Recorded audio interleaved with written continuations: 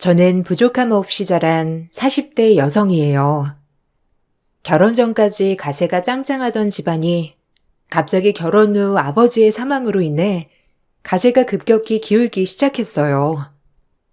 결혼을 한 몸이라 저도 이렇게 할 수도 저렇게 할 수도 없는 속상한 상황이었어요.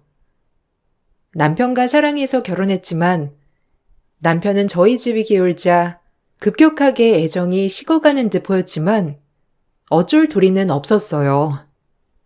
남편에게 섭섭한 마음이 쌓이기만 할수록 더 작아지고 작아졌답니다.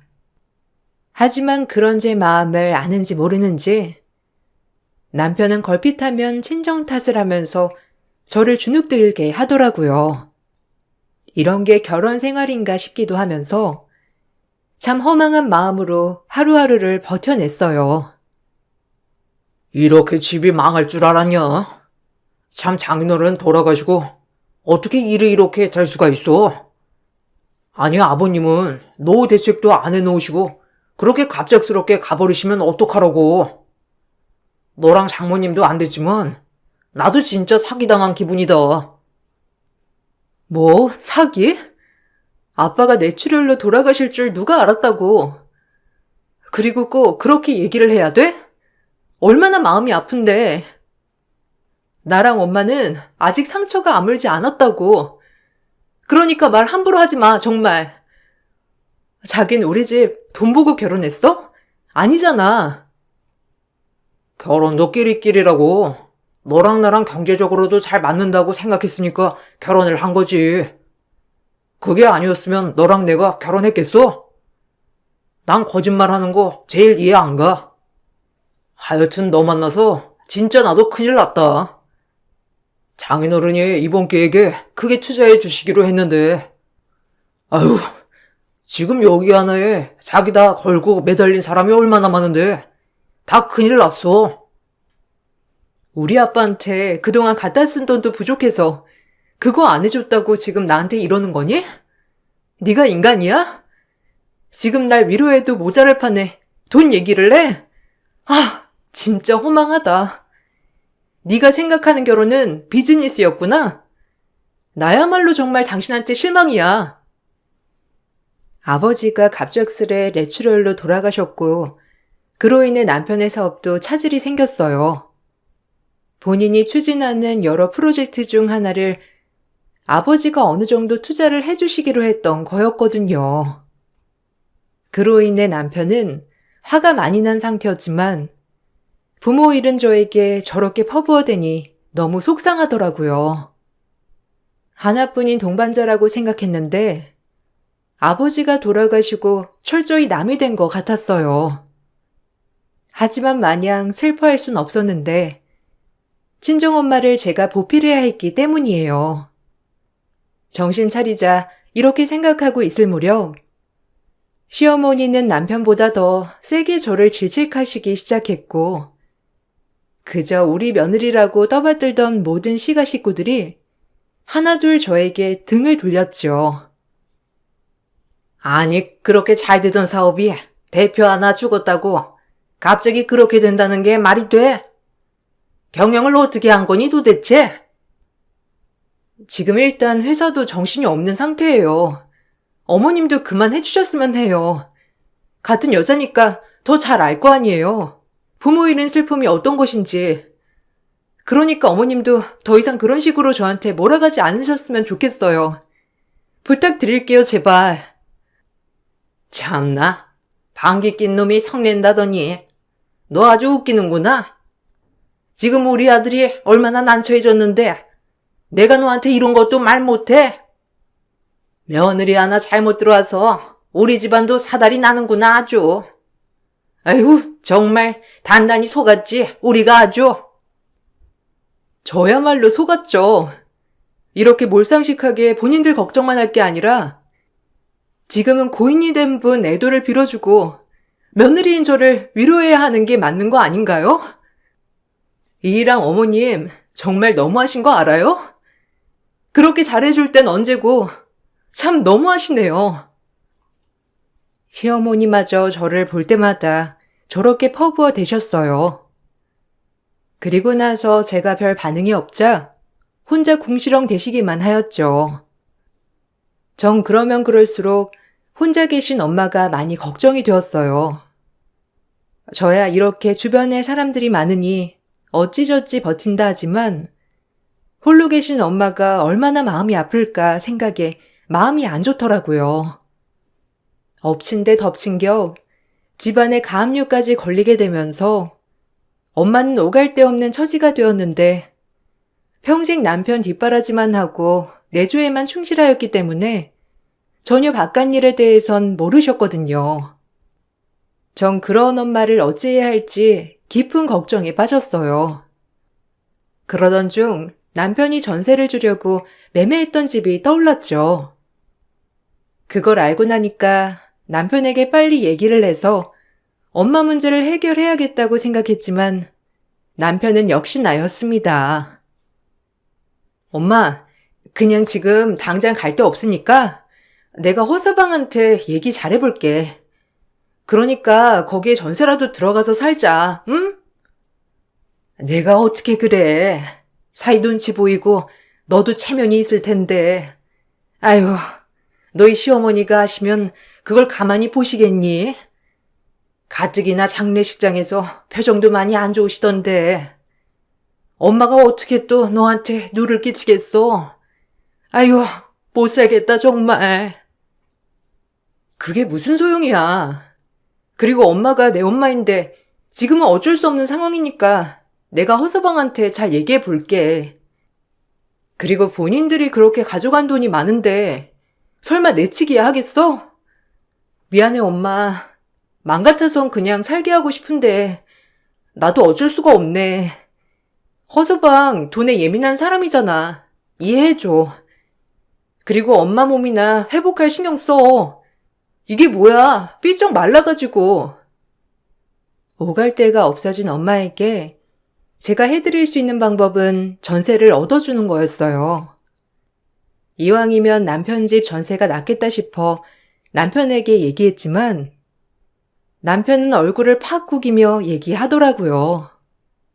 이 부분에서 남편에게 정말 실망이 들었어요. 우린 부부가 아니구나라는 마음과 함께 그저 이 남자는 나와 결혼했을 때 돈으로밖에 나를 보지 않았다는 생각이 들더군요. 엄마, 가실 데가 없어. 가압류도 들어오고 지금 집 내놓고 내가 있는 돈이랑 해서 당신 집 전세 가격 정도 될 것 같은데 혹시 거기 비어있으니까 엄마가 거기 들어가서 살아도 될까? 전세금은 줄 거야, 내가. 그러니까 어떻게 안 될까? 아, 장모님이 사신다고? 아니, 어차피 세입자는 구해야 하긴 하는데, 불편하잖아. 그리고 그렇게 갈 데가 없으셔? 돈 좀 낮춰서 그냥 빌라 같은데 알아보시라고 해. 원룸이나. 꼭 아파트 사시려고 하시는 거야? 참나, 정신 못 차리셨네. 이 와중에 우리 아파트 전세 가격이 얼만 줄 알고 여기서 사시겠대. 배짱 좋으시네, 아직. 그 부자일 때 습성을 못 버리신 거 아니야? 뭐라고? 정신? 지금 자기 말 엄청 막 하는 거 아니야? 어떻게 말을 그런 식으로 해? 아빠 살아 계셨을 때랑 지금이랑 너무 다른 거 알아? 참 내가 진짜 자기랑 결혼한 게 맞는가 싶다. 어떻게 이렇게 급격하게 변할 수가 있어? 진짜 속상하다. 이게 현실이야. 제발 현실 파악 좀 해. 언제까지 네가 공주인 줄 알아? 이제 넌 끈떨어진 연이라고, 알겠냐? 제가 아무리 이렇게 얘기해도 남편은 귀담아 듣지 않았죠. 그나마 다행인 건 남편이 엄마에게 집에 세를 주었어요. 이 부분에 있어서 고마웠지만 사실 그렇게 내켜하지 않는 거였기 때문에 마음은 좀 안 좋았죠. 그렇게 친정엄마가 남편의 집으로 전세를 들어오면서부터 오히려 부딪히는 일이 많아졌어요. 사상권건 엄마에게 간섭하는 남편 때문에 좀 피곤하고 힘들더라고요. 자기 엄마면 저럴 수 있나 싶은 마음도 들고 진짜 섭섭한 마음이 요동을 쳤지만 꾸역꾸역 참아냈습니다. 지금은 우리가 어쩔 수 없는 상황이니 어떻게든 이 고비만 넘기자는 마음이 강했거든요. 정말 속상하고 슬펐어요. 아이고, 허서방, 고마워. 아무리 값은 치른 거라지만 내가 들어와 산다는 게 자네 마음이 불편할 텐데 그래도 이렇게 신경 써줘서 너무 고맙네. 나도 참 어찌해야 할지 난감했는데 자네가 이렇게 신경 써줘서 잘 해결했어. 너무 고마워, 허서방. 아, 네. 집에 절대 못 박지 마시고요. 벽지나 이런 거에 고춧가루 튀게 하지 마세요. 아무리 장모님이라고 이런 거 하나하나 저 스트레스 받고 싶지 않거든요. 그리고 집에서 고기 같은 거 절대 구워 드시지 마시고요. 벽지에 냄새 뱄니다. 아셨죠? 자기 무슨 말을 그렇게 해? 아니 그럼 잠만 자고 TV만 보라는 거야? 사람이 음식 먹다 보면 이것저것 먹을 수 있는 거지. 아이고 얘야. 그래 그럴게. 허수방이 말해준 거 잊지 않고 지킬 테니까 걱정 말겠나. 그래도 집주인 말을 들어야지. 뭐 어머님이 잘 알아서 해주실 거라 생각해요. 그리고 바닥에 흠집 안 나게 해주시고요. 이건 뭐 잘 아시죠? 그래, 내가 주의할게. 이렇게 집까지 내줬는데 내가 그 정도는 다 알아서 맞춰줘야지. 정말 큰 생각했어. 고마워. 무슨 우리가 돈 내고 사는 건데 너무 그렇게 말하지 마, 엄마. 당신도 그만해. 계약서에 명시한 걸로 됐지. 꼭 이래야 돼?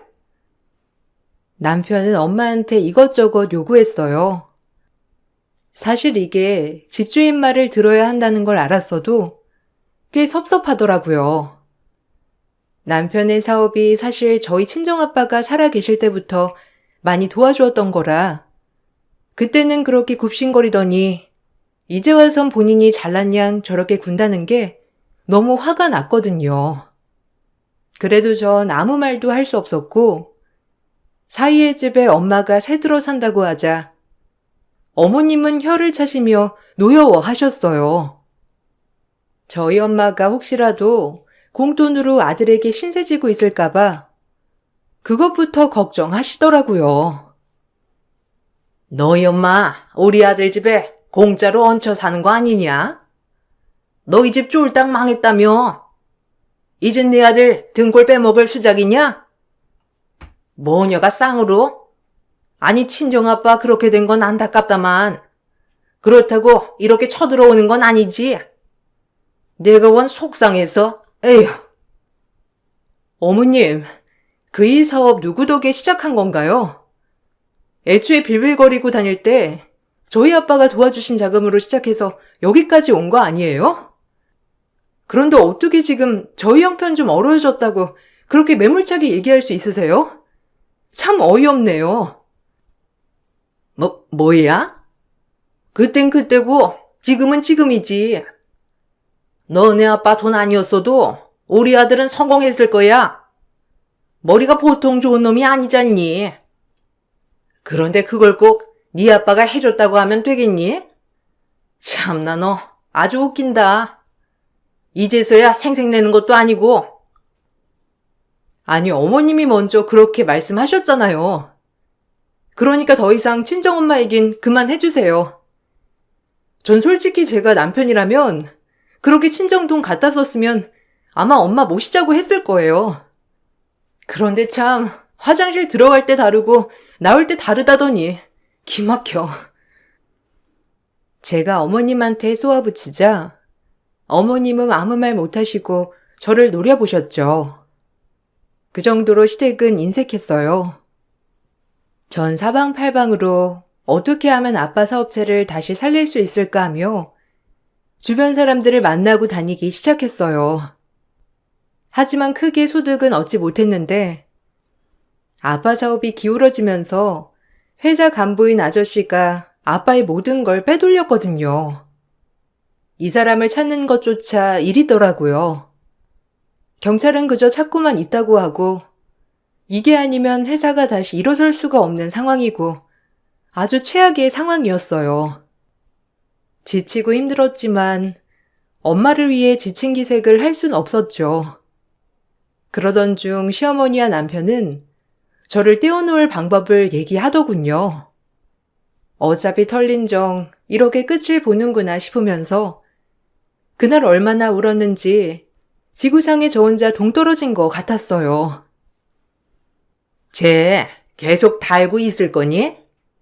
도움도 안 되고 어차피 갈라설 거면 애 없을 때 갈라서는 게 낫지 않아? 뭐 떼먹을 게 있다고. 그러게. 근데 갑자기 이혼을 요구하는 게 그렇잖아. 제가 유책 배우자도 아닌데. 일단 타이밍 보고 있어. 아님 자기가 나가 떨어지게 하던가 해야지. 나도 이렇게 살긴 싫어. 무슨 처가덕 보고 사는 사람들이 이렇게 많은데 나는 무슨 죄가 있어서 처가덕을 보다 말아. 저가 재산 하나 보고 쟤랑 결혼한 건데 나도 속았지. 뭐 이렇게 될 줄 알았나? 뭐라고? 당신 말 다 했어? 어머님 진짜 너무하시네요. 절 그렇게 떼어놓고 싶으세요? 그래요. 어머님과 당신한테 지금 나는 완전 필요 없는 존재지? 그렇다고 해도 어떻게 말을 그렇게 할 수가 있어? 진짜 너무하다. 당신들이 그동안 우리 집에서 가져다 쓴 돈을 생각해봐. 그런데도 그런 말이 나와? 진짜 남보다도 못하다 정말. 내가 지금 이렇게 살고 있는 게 맞나 싶어. 그래, 당신 본심 원래도 알았지만 오늘에서야 제대로 알았네. 알게 해줘서 고마워. 전 어머님과 남편의 얘기를 듣고 집을 나섰고 그 길로 바로 한강 앞으로 갔어요. 용기가 나지 않았고 세상 모두에게 버림받았던 것 같고 앞날도 캄캄한 저인데 막상 뛰어내리려고 하니 엄마 얼굴이 아른아른 거렸죠.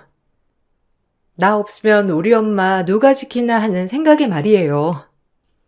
이렇게 아빠의 빈자리가 크구나 싶었고 진짜 그날 밤 별별 생각이 다 들었어요. 그리고 나서 내린 결론은 그래 이 마음으로 독하게 살아보자. 뭐라도 해보자. 내가 아빠 사업 다시 일으켜보자. 이 마음가짐이면 뭐든 할 수 있다라는 결론이 내려졌죠. 그렇게 전 그날 다시 태어났다고 생각했고 엄마의 집으로 가 엄마를 보고 펑펑 울었답니다. 이거사, 울었어? 왜 그래? 무슨 일 있는 거야? 아빠 때문에 그러니? 아유, 살 사람은 살아야지. 네가 이렇게 슬퍼하면 어떡해, 엄마도 슬프단 말이야. 그러니까 그만 울고 우리 독하게 살아보자. 그래야 네 아빠도 좋아할 거 아니야. 엄마. 나 진짜 독하게 살아볼 거야. 내가 아빠 사업체 일으킬 거야. 그러니까 엄마가 나만 믿고 따라와줘. 아빠 뒤통수 치고 나른 놈 내가 잡아낼 거니까 걱정하지 마. 그리고 엄마 이렇게 여기 살면서 굴욕 겪은 거 내가 다 갚아줄게. 굴욕은 무슨. 허서방도 이해 가지. 하루아침에 투자처가 사라진 꼴이니 얼마나 마음이 아니겠니? 너무 그러지 마라. 아니, 난 용서 못해, 허서방도. 그러니까 엄마 너무 그렇게 생각 말고 내가 하는 거 지켜봐줘. 진짜 열심히 살 거니까. 전 그렇게 다짐을 하였고 악착같이 그 사기꾼을 찾아다녔죠. 당장이라도 남편과 이혼하고 싶었지만 지금은 회사 회복이 우선이라는 마음을 가지고 진정시켰어요. 남편도 제가 본인이 저와 이혼을 원한다는 걸 알고 계속해서 이혼 얘기를 하였고 말끝마다 이혼을 요구하는 남편의 등살에 참 지친 나날이었어요. 그러면 그럴수록 제 몸과 마음은 지쳐갔죠. 이혼하자고. 이미 다 들었잖아. 나랑 엄마 얘기. 그러니까 서로 더 바닥 보기 전에 이혼하자. 나도 이제 참기 힘들다. 이혼? 그럼 우리 아빠가 너한테 그동안 투자해놓은 돈 다 내놔. 그럼 이혼해 줄게. 달면 삼키고 쓰면 뱉는다는 심보가 뭔 심보야?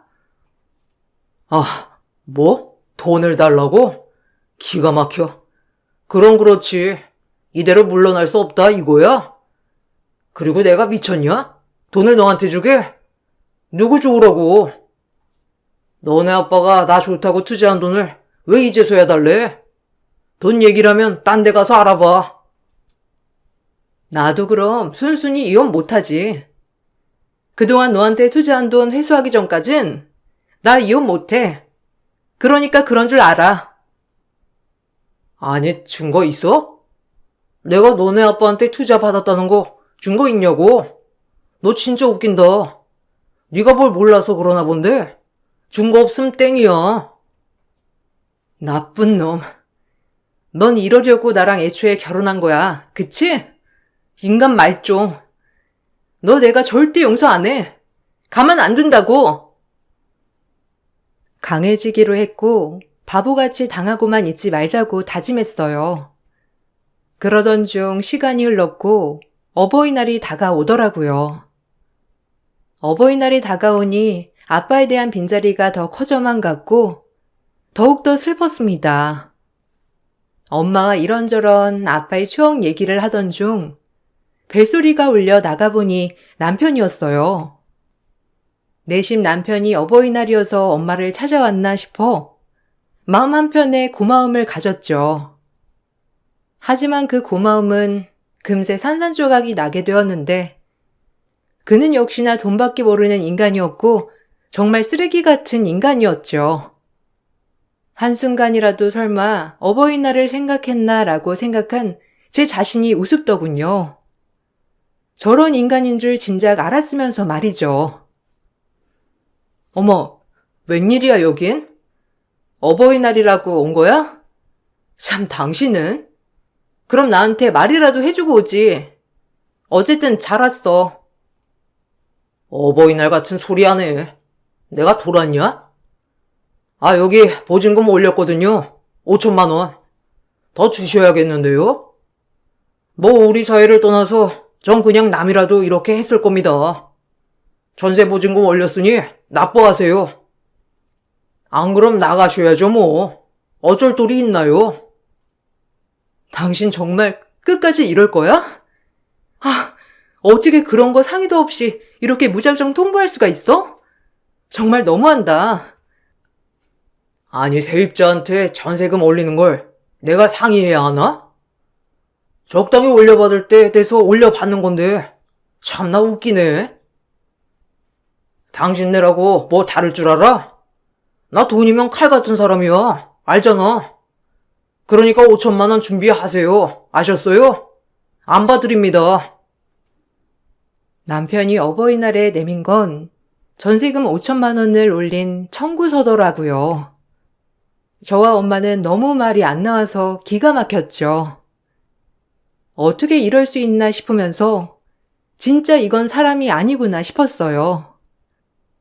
그래도 한때는 서로 사랑했고 장모님 하던 시절이 있었는데 이렇게 매몰차게 나오니 정말 할 말이 없더라고요. 그리고 그 길로 남편은 아무렇지 않은 듯이 집 밖을 나섰어요. 아빠가 원망스러우면서 뭐가 그렇게 급해서 먼저 가셨나 싶고 이렇게 서러움을 받게 되니 정말 한없이 우울했어요. 아이고, 어쩌냐 이 일을. 여윳돈도 없고 허수방한테 말하면 꼭 그렇게 해야 직성이 풀리는 사람 아니야. 일을 어째? 나 때문에 네가 많이 곤란한 거 아니니? 아휴, 어째 이렇게 부모가 돼가지고 너한테 짐만 될까? 미안하다 정말 면목 없어. 무슨 짐이야. 진짜 너무한다. 엄마, 이거 내가 알아서 할게. 그러니까 너무 신경 쓰지 마셔요. 아니다. 내가 알아서 할게. 그러니까 넌 너무 신경 쓰지 마. 얼굴도 어찌 이리 안 좋아졌어. 이제 엄마가 알아서 할게. 엄마 건강 악화될까봐 그러지. 내가 미쳤지. 저런 인간이랑 결혼하는 게 아니었는데. 정말 미안해, 엄마. 내가 참 못 볼 걸 많이 보인다. 이러면 안 되는데 너무 미안해. 일단 엄마는 신경 쓰지 마. 내가 알아서 해볼게. 가뜩이나 몸도 안 좋은데. 엄마에게 신경 쓰지 말라곤 했지만 마음이 많이 쓰였고 당장에 5천만 원이 어디 있으며 좀 속상했거든요. 뻔히 사정을 잘 알 텐데 저렇게까지 하는 이유가 그냥 저와 단순히 빨리 이혼하고 싶어서 저러는 것 같았어요. 철저히 우린 부부가 아니었다는 생각과 동시에 정신을 차리자라고 독하게 마음을 먹었고 남편이 전세금을 올려달라고 한 날짜가 되었죠. 같은 집에 살아도 남편과 남남이 된 지 오래기 때문에 친정집에서 우편물이 왔다고 하는 소식을 듣고 거실로 나갔어요. 아이고, 뭐 거창하게 이렇게 우편을 보냈어. 그냥 너한테 가지고 가라면 되지. 너네 엄마도 참 아주 유난을 떨어댄다. 그러게. 그냥 계좌이체나 하면 될 걸 가지고 무슨 복잡하게. 하여튼 2번, 3번 고생하는 스타일이라니까. 머리가 나쁘면 원래 이렇게 고생하는 거란다. 평생 집에서 내조만 했던 사람이 뭘 알겠니? 그러니까 답답하게 이러는 거지. 두 모자는 저렇게 대화하며 친정이 보낸 전세 관련 봉투를 연 순간 시댁 식구 전원이 심정지가 왔어요. 아니 심정지가 온 것처럼 아무 말도 못하고 그 봉투를 읽고 가만히 서 있기만 하더라고요. 정말 온몸에 마비가 온 것처럼 아무것도 못하길래 제가 그 봉투를 뺏어서 열어보았죠. 저 역시 놀랐는데 친정엄마가 보내신 건 다름 아닌 회사 회계 장부였고 그동안 남편 사업에 들어간 돈이 적힌 장부와 사용증 그리고 철주하신 아빠가 받아둔 변호사 공증 문서까지 있었어요. 그리고 그날 아빠가 뇌출혈로 돌아가시게 된 이유까지 있더라고요. 작은 USB도 함께 보내셨거든요. 전 서둘러 그 USB를 태블릿 PC에 꼽아 보았고 아빠를 뒤통수 치고 도망간 사람과 남편이 한 얘기들이 있었어요. 둘이 작당을 하고 아빠 회사를 꿀꺽하려고 했던 거죠. 그걸 우연히 아빠는 듣게 되었던 거고요. 다행히 항상 아빠 방에 CCTV가 설치되어 있었기 때문에 이 카메라를 볼 수 있었어요.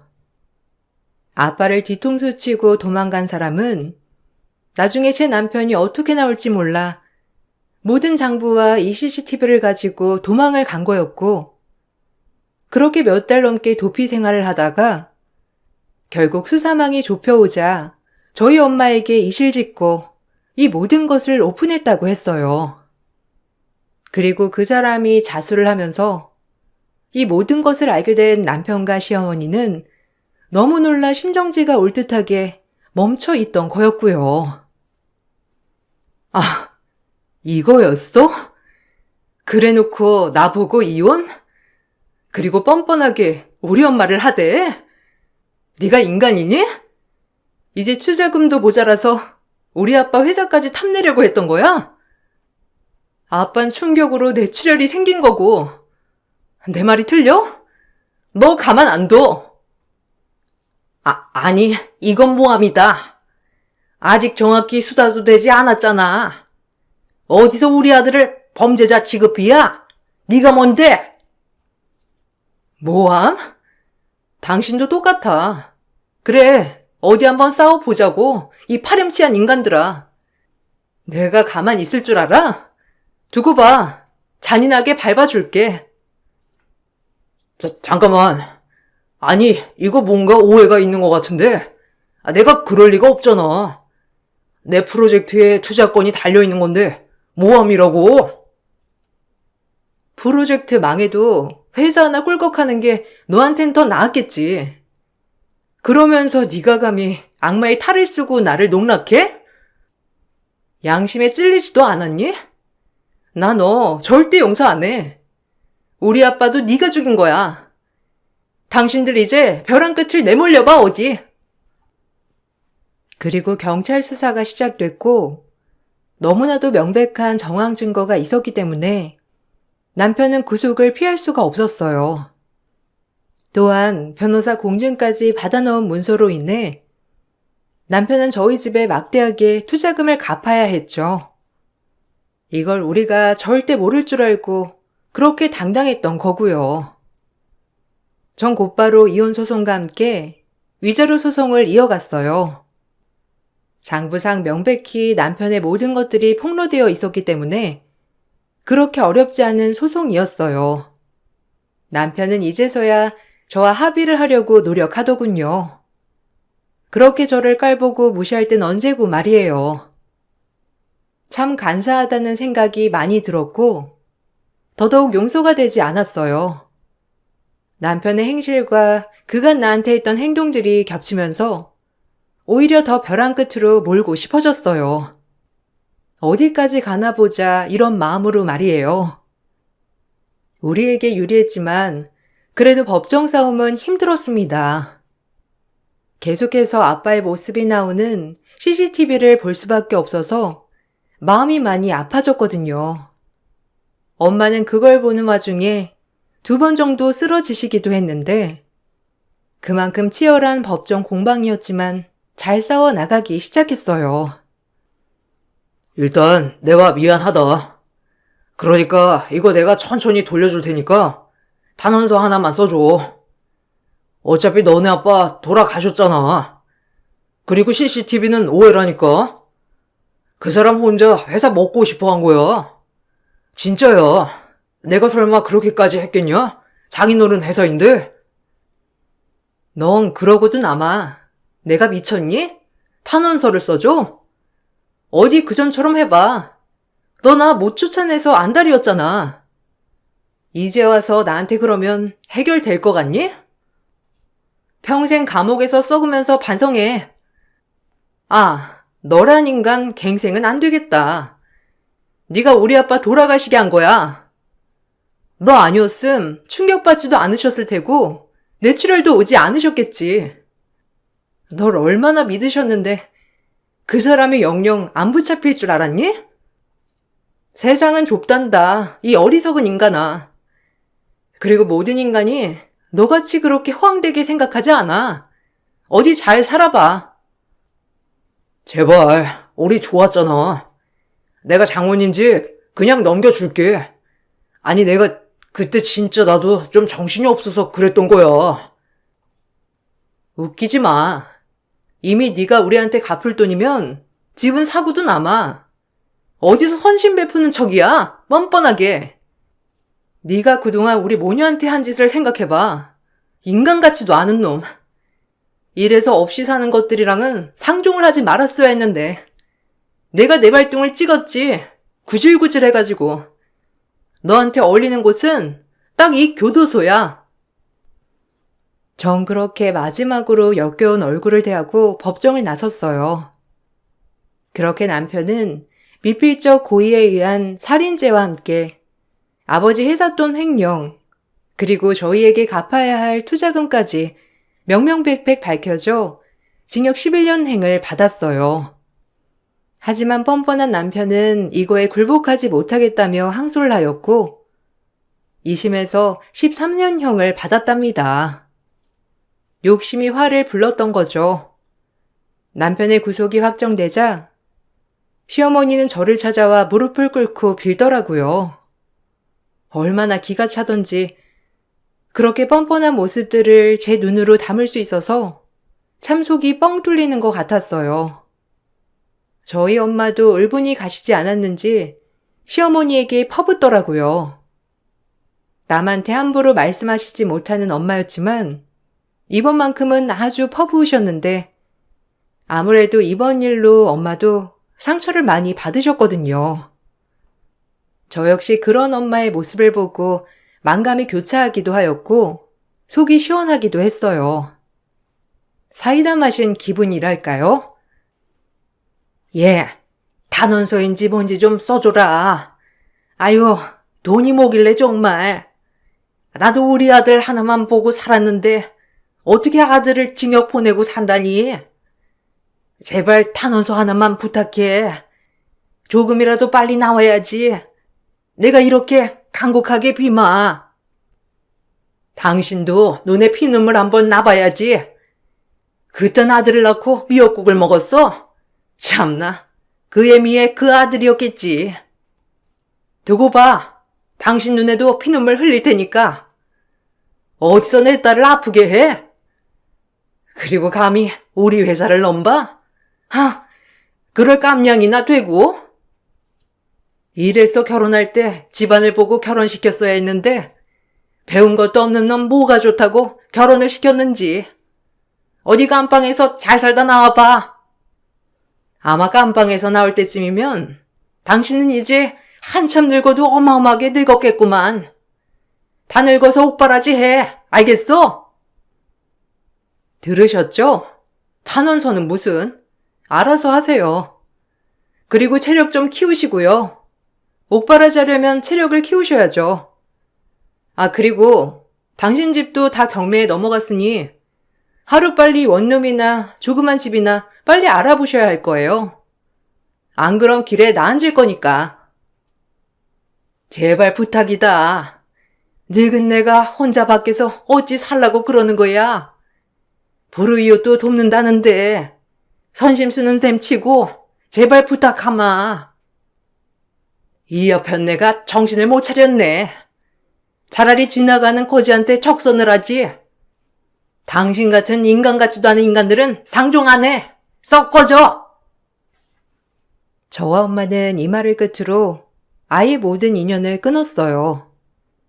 남편과 짜고 저희 아빠 뒤통수를 친 아저씨 또한 벌을 받게 되었고 어찌나 울면서 저희에게 사죄를 하던지. 하지만 용서되지는 않더라고요. 그리고 전 남편에게 위자료와 투자금을 회수받아 아빠의 회사를 다시 일으키기 시작했어요. 다행히 아빠를 끝까지 믿고 기다려주신 분들이 몇몇 분 남아 계셨기 때문에 그분들의 힘을 모아 회사를 꾸려나갈 수 있게 되었죠. 정말 길다면 길고 짧다면 짧은 시간 동안 저에게 많은 일들이 일어났더군요. 지금은 몇 년이 지나 웃으며 과거를 회상할 수 있지만 그때 당시엔 정말 몹쓸 생각까지 해가며 제 인생 최고의 힘든 시간이 아니었나 싶어요. 하지만 권선징악, 역시 못된 짓 하는 사람들은 추후에 벌을 받게 되더라고요. 그래서 지금이 와서 돌이켜보면 어쩌면 이게 당연한 결과가 아니지 않나 하는 생각이 들어요. 그리고 그런 모습이 있었기에 지금처럼 성장을 할 수 있었던 것 같아요. 지금 이렇게 살다가도 또다시 힘든 일이 닥쳐오겠죠? 그때마다 이번 일을 생각하며 이 또한 지나가리라 라는 마인드로 버텨내기로 다짐했답니다. 이제 무슨 일이 닥쳐와도 다 견뎌낼 자신이 있거든요. 저희 엄마도 요즘엔 운동도 열심히 하시고 그전보다 웃음도 많이 되찾으셔서 얼마나 다행인지 몰라요. 여러분들 혹시라도 힘든 일이 있거든 꼭 외치세요. 이 또한 지나가리라 라고 말이에요. 오늘 제 글을 읽어주시고 공감해주신 여러분들께 감사하다고 전해드리고 싶어요. 감사합니다. 안녕하세요. 저는 시동생 결혼식이 끝나고 피로 현장에서 충격적인 경험을 하게 돼서 사연 신청하게 되었습니다. 시동생이 결혼식을 올리기까지 여러 가지로 힘든 시간들이 많았었지만 가족 간의 분열을 원치 않았던 저는 최대한 좋게 넘어가려 했어요. 하지만 시어머니의 잘못된 행동이 결국 되돌릴 수 없는 결과를 만들게 되었습니다. 동서가 시동생과 결혼을 하겠다고 인사를 왔을 때부터 시모는 뭐가 그리 마음에 안 들었는지 동서가 새 며느리로 들어오는 걸 강하게 반대를 했어요.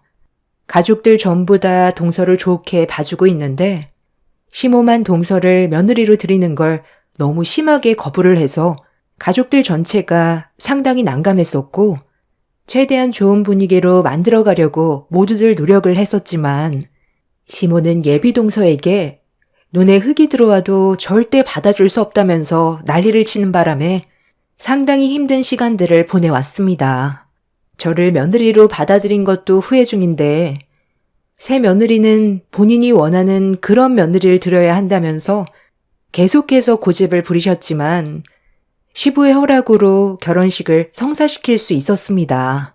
일단 식을 올렸으면 좋게 며느리로 받아들이면 모두가 평화롭게 지낼 수 있을 텐데 시모는 결혼식이 끝난 뒤 피로 현장에서 술을 좀 많이 마셨는지 많은 하객들이 지켜보고 있는데도 동서에게 막말을 거침없이 뱉으셨어요. 그런 모습에 하객들의 얼굴이 일그러졌고 저희 부부는 그런 시모의 돌발 행동을 수습하기 위해 먼저 집에 들어가시는 게 좋을 것 같아 최대한 서둘러 정리를 하려던 순간 시모가 제 뺨에 손을 올렸습니다. 갑작스럽게 일어난 일이라 당황한 저는 상당한 충격에 빠져 시모를 멍하니 바라봤어요. 양가 집안과 지인 친척들 모두가 모여있는 자리에서 시모의 돌발 행동은 수습할 수 없을 정도로 분위기는 심각했어요. 남편은 예상하지 못한 시모의 행동에 화가 났는지 어깨를 밀치면서 소리치던 그 순간 시모는 또다시 손을 올려 이번엔 남편의 뺨에 손을 올렸습니다. 가족들 전체가 난리치는 시모를 말렸는데 그런 모습을 동선의 가족들이 전부 다 지켜보곤 동서에게 결혼한 거에 대해 후회하지 않냐면서 늦지 않았으니 지금이라도 접어도 상관없다면서 시모의 행동에 상당한 충격에 빠져 있으셨어요. 제가 동선의 부모였다면 당연히 똑같은 말을 했을 것 같습니다. 불같은 성격에 언제 어디서 튈지 모를 시모의 성격을 맞추고 사는 건 정말 쉽지 않은 문제인데 동서를 며느리로 인정해주지 않았다는 것만으로도 이미 결혼 생활은 순탄치 않을 거라는 걸 눈앞에서 여실히 보여주고 있었어요. 동서도 시모의 그런 모습을 보곤 고민을 많이 하고 있는 듯 보였어요. 동선의 부모님께선 시동생이 정말 좋은 사람인 건 맞지만 시모가 결혼식을 올렸는데도 반대하는 모습을 보일 정도면 앞으로의 결혼 생활은 안 봐도 눈에 훤하다고 냉정하게 결정했으면 좋겠다는 말을 하셨어요. 시동생은 동선의 부모님이 동서한테 하신 말들을 옆에서 듣고 있다가 서둘러 상황을 정리하려고 시모를 말렸지만 시동생 또한 예외 없이 뺨을 맞게 되자 시부는 자리를 박차고 일어나 시모를 바닥으로 패대기 쳤어요. 당신 제정신이야? 다른 날도 아니고 오늘이 어떤 날인지 몰라서 통제가 되지 않을 정도로 술을 마시고 깽판을 쳐? 당장 사돈 분들께 사죄하고 당신이 방금 손 올린 행동에 대해 애들한테도 잘못을 구해야 할 거야. 왜 당신 입장만 생각을 하는 거야? 사돈 분들께서 내린 결정은 아무것도 아니라는 거야? 그냥 아무 생각 없이 결혼식을 진행했겠어? 내 아들이 부족한 점들이 많아도 서로 좋아서 결혼을 하겠다는 건데 당신이 왜 애들의 앞날을 막으려는 거야? 애 인생 망치고 싶어서 작정했어? 이럴 거면 차라리 당신 혼자 나가서 살아.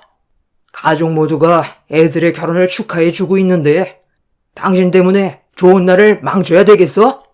오늘 이 자리에 참석해준 모든 분들께 용서를 구하고 망친 분위기 다시 제자리로 돌려놔. 그렇지 않으면 땡전 한 푼 없이 쫓겨날 줄 알아. 조용히 안 넘어가면 어쩔 건데 나랑 이혼이라도 하겠다는 거야? 내가 마음에 들지 않는다고 몇 번이나 이 결혼을 반대했었는데 당신이 먼저 내 말을 무시했잖아. 내 성격 빤히 알면서 이런 일이 생기게 될 거라곤 짐작 못했어? 내 말을 무시한 대가야. 나는 절대로 이 결혼 인정할 수 없으니 당장 파혼해. 엄마가 왜 내 인생을 함부로 결정하려 하는 건데? 이 사람이 뭐가 부족해서? 내가 능력이 좋은 것도 아닌데 이 사람이 나랑 결혼해 주는 것만도 감사하게 생각해야 한다고.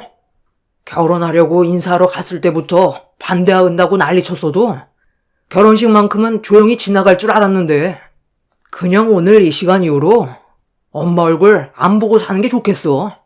이 사람과 행복하게 살 자신이 있어서 신중하게 결정을 내린 건데, 나한테 평생 씻지 못할 상처를 줘서 감사하네요. 뭐야? 내가 너를 어떻게 키웠는데 감히 얼굴을 안 보고 살겠다고? 저딴 계집애 때문에 엄마를 버리겠다는 거야? 너를 어떻게 키웠는데 엄마를 버릴 수 있어? 나 같아도 도련님과 같은 결정을 내렸을 것 같아요. 오늘은 평생 기억에 남을 중요한 결혼식이었어요. 많은 사람들의 축복을 받으면서 잘 진행이 되어가고 있는 결혼식을 망쳐놨는데 어머님 얼굴이 보고 싶겠어요? 어느 누가 어머님 성격을 맞추고 살아가요. 그리고 하다 저한테까지 손을 올려요? 나는 뭐 당신 얼굴 못 건들 것 같아? 당신도 한번 당해봐. 당신 고발할 거고 법적으로 소송 진행할 거니 그런 줄 알아? 저는 흥분한 나머지 시모를 밀치며 멱살을 잡았어요. 시모 때문에 양가 집안에 심각한 문제가 생기게 되자 시부는 이런 사태를 최대한 빨리 수습하기 위해 시모를 조금의 망설임도 없이 피로 현장에서 내쫓아 버렸어요. 그렇게 어수선했던 상황들이 겨우 정리가 되고 시부는 동선의 가족분들께 진심으로 용서를 구한 뒤 최대한 좋게 마무리를 지으려 했는데 피로 현장에서 쫓겨난 시모가 다시 들어왔습니다. 시부가 힘들게 정리를 했는데 시모가 이번에도 또다시 분위기를 망치게 된다면 돌이킬 수 없이 파혼으로 이어지게 되는 건 당연한 거였기 때문에 남편이 시모를 가로막았어요. 그런데 그 순간 남편 쪽 친척 한 분이 가까이 다가오더니 충격적인 말을 꺼냈습니다. 좀 전까지만 해도 보관해 두고 있었던 축의금이 사라졌다며 아무리 살펴봐도 보이지가 않는다고 난감해하고 있었어요. 남편은 그 말을 듣자마자 침착하게 친척분과 대화를 나눴는데 사라진 금액이 180만 원 정도라는 말을 들을 수 있었습니다. 시모 때문에 어수선한 분위기 속에서 축의금까지 없어졌다는 말을 듣게 되자 남편도 화가 머리끝까지 올라와 버린 것 같았어요. 그동안 함께 살아오면서 얼굴이 붉어질 정도로 화가 올라온 남편의 모습은 그때 처음 봐서 무슨 일이 꼭 터질 것만 같은 불안함에 남편을 진정시키려고 옆에서 말을 붙였어요. 그런데 남편 옆에 있던 저와 눈이 마주친 시모가 갑자기 양손으로 제 머리채를 순식간에 잡아채더니 갑자기 밑도 끝도 없이 제가 축의금을 가져간 게 확실하다면서 막말을 쏟아내더니 상황을 더 안 좋게 만들었어요. 앙큼한 년? 다른 것도 아니고 감히 축의금에 손을 대? 내가 이래서 며느리를 잘 들어야 한다고 했던 거다. 너희들의 결혼을 예전에 반대만 했어도 이런 문제가 생겼겠니? 가져간 축의금 당장 이리 안 내놔? 결혼을 반대한 나보다 축의금을 도둑질한 네가 더 나쁜 년이야.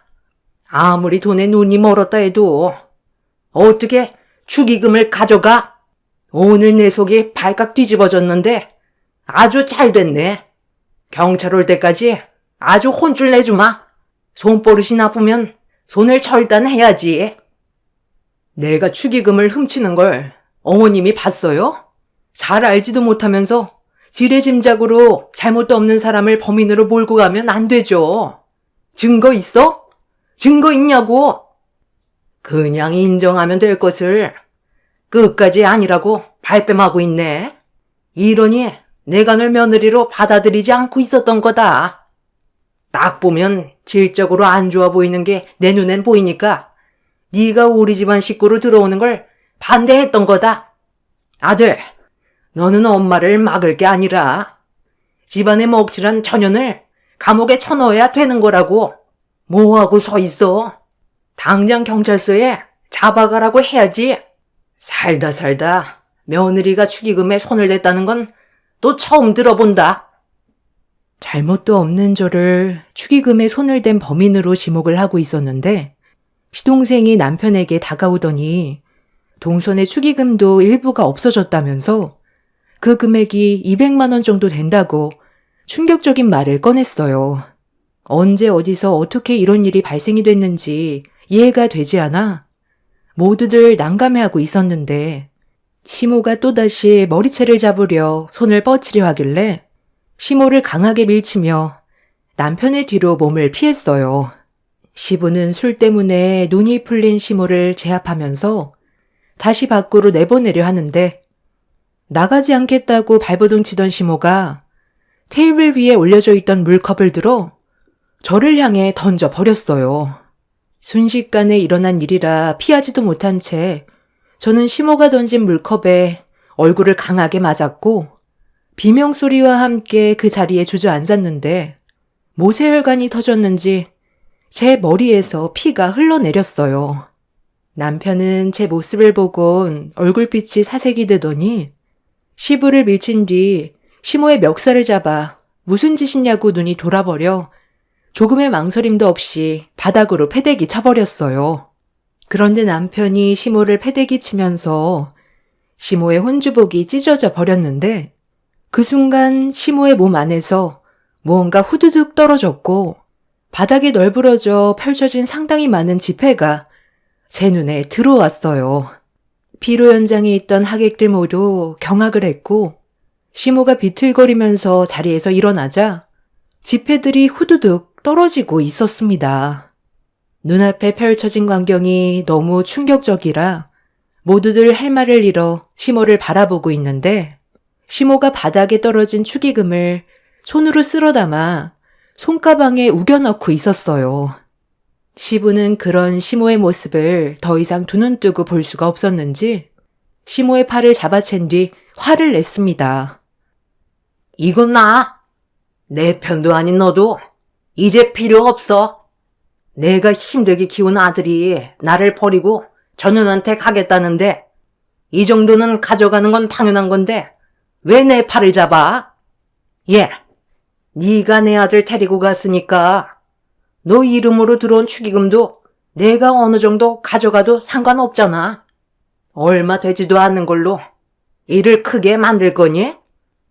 우리가 눈 감고 지나가는 것도 한계가 있는 거지. 이런 집안에 내 딸을 넘길 순 없습니다. 원하는 게 파혼이면 그렇게 해드릴 테니 제 딸 이름으로 들어온 축의금 당장 내놓고 그쪽 때문에 파혼하게 된 거니 위자료나 준비하세요.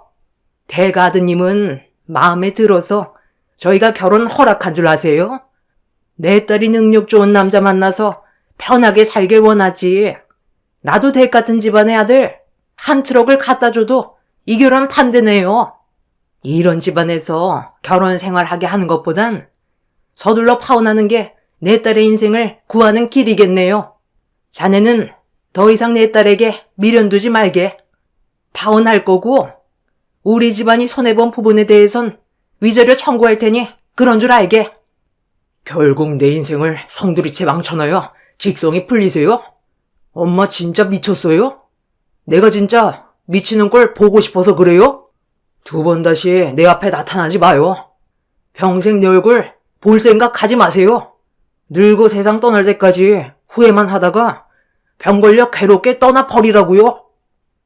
나도 그동안 당신 성격 맞추면서 사는 거 정말 힘들었는데 이제 더는 안 되겠어. 나는 몰라도 자식들 인생 망치는 꼴은 더는 못 보지. 여기까지 하는 게 맞는 것 같네.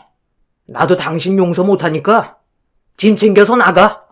나도 당신이랑 이혼하고 사는 게 속 편하겠어. 저도 마찬가지예요. 어머니가 축의금에 손을 댔으면서 이 사람을 범인으로 모른 것도 모자라 머리채까지 잡는 게 상식적으로 말이 된다고 생각해요? 어머니가 이런 식으로 행동을 해도 저희가 이해해 줄 거라고 생각했어요? 낳아주고 길러주기만 한다고? 부모가 아니에요. 다른 것도 아니고 동생 결혼식 날 이 난리를 치는 사람은 어머니밖에 없을 겁니다. 어디 한번 평생 외롭게 살아보세요. 땅을 치고 눈물을 쏟아내도 저는 절대로 받아주지 않을 겁니다. 내가 뭘 어쨌길래? 너희들이 내 말을 무시했으니까 이런 일이 생긴 거잖아.